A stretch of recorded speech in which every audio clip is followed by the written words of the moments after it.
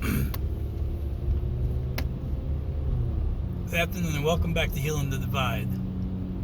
I'm Malik Shabazz, and Healing the Divide is produced by Methodology Books.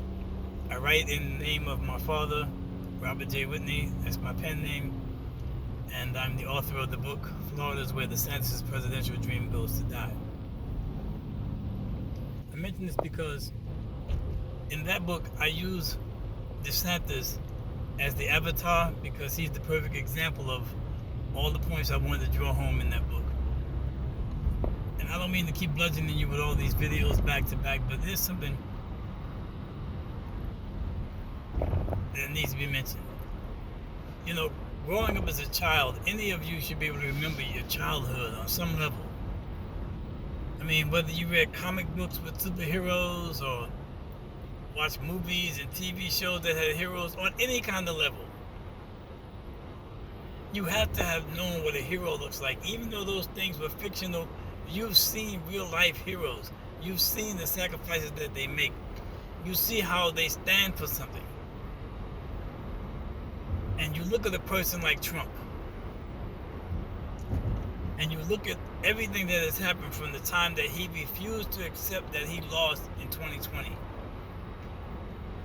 Not just the people who stormed the Capitol, not just the people who died.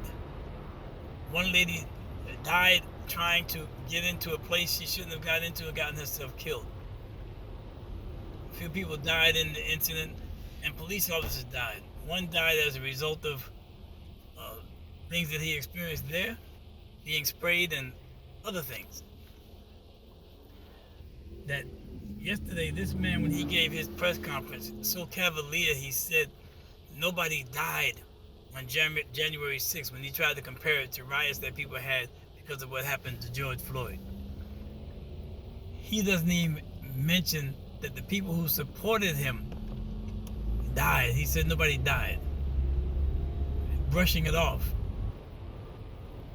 But there's a couple of things. Anybody who's a real hero, when the people were storming the Capitol, would have called, knowing he can influence them, would have called and said, all right, you guys, listen, don't do that. Don't harm yourselves. Don't place yourself in jeopardy. It's not that important. I'll just accept it and call it a day. Don't do this. He sat and watched them with glee as they harmed themselves and set themselves up for all these charges that they received. And then, even going out the door from being president, when he still had an opportunity, he didn't pardon a single one of those people. That's a hero? But he pardoned Steve Bannon, who ripped off those same people. Steve Bannon developed a program called Rebuild the Wall, where they were collecting money because the government wouldn't give any more money for the wall to be built, collecting money from average citizens to build the wall. And then it turned out that he hoodwinked them and ripped them off, and the government brought charges against him. He was supposed to go to jail, and Trump pardoned him for robbing them. These people have to keep being reminded, because their ignorance and what causes them to move forward, they don't realize the same thing that black Americans experienced in the 20s, times of depression. We had people like Father Divine and Sweet Daddy Grace. When black people were in the worst situation during the depression because they didn't have anything then, playing numbers. A lot of people don't even know about the numbers. You know, a quarter, 10 cents, a penny, they were playing numbers like that. And being in the worst situation of depression, they still gave their money and fell behind people like Father Divine. So we know what it's like to be in the worst situation and follow what we think is a charismatic character and give our money to them and let them rip us off. So when we see people like Trump, we see him coming a mile away. And now our neighbors who have been convinced that they're catching a bad deal because of other people are giving their money to this rich man. They buy the sneakers he puts out. He grifts at them in the emails. But come on, even any one of you who follow Trump, you have to see that you don't see a hero. You have to see he won't sacrifice anything of himself for you, for the people, for the country. Who could go on all this time watching the country be divided, watching the people be filled with hate? As I mentioned in my book, don't you all remember a time that a man might be a Republican, his wife might be a Democrat, and nobody cared? There was a time when people said, two things you don't talk about: religion and politics. Because your friend may be of a religion that's different from yours, and you don't want to fall into arguments with your friend about that. Your friend might support a different political party from you, and you don't want to fall into differing about that. But today the people are divided along political lines like enemies.